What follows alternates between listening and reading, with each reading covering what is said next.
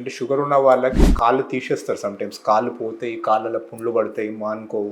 Sugar ఉన్న వాళ్ళకి కాళ్ళకి ఎందుకు ఇన్ని ప్రాబ్లమ్స్ వస్తాయి అండ్ మనకి దానికి ఎట్లా ట్రీట్ చేయాలి, ఎట్లా ప్రివెంట్ చేయాలి. సో షుగర్ ఉన్న వాళ్ళకి ఏమవుతుంది అంటే ఒక బాడీలో షుగర్ ఒక లెవెల్ కన్నా ఎక్కువ ఉంటే మనకి there is something called glucose level ఎక్కువ ఉండడం వల్ల అడ్వాన్స్డ్ గ్లైకోజిలేషన్ ఎండ్ ప్రొడక్ట్స్ అనేవి ఫామ్ అవుతాయి. అవి ఏంటంటే గ్లూకోజ్ వల్ల డ్యామేజ్ అవుతుంది బాడీకి ఎక్సెసివ్గా ఉండి.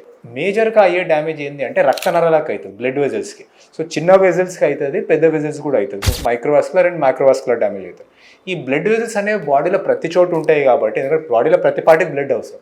సో అందుకే షుగర్తో వచ్చే కాంప్లికేషన్స్ బాడీలో ఎక్కడైనా అవ్వచ్చు, ఇంక్లూడింగ్ మన కళ్ళల నుంచి మన పాదం వరకు కూడా. సో షుగర్తోనే వచ్చే కాంప్లికేషన్స్ ఎక్కడైనా అవ్వచ్చు, కానీ పాదంకి ఎందుకు ఎక్కువ అవుతాయి అండ్ దాని బేసిక్ రేషనల్ ఏందనేది చూద్దాం. సో షుగర్ వస్తే ఏమైతే అంటే రక్త నరాలు సన్నబడిపోతాయి. సో ఈ రక్త నరాలు అనేవి మేజర్ వెజల్స్ సన్నబడిపోతే కాళ్ళకి పోయే బ్లడ్ తక్కువ అవుతుంది.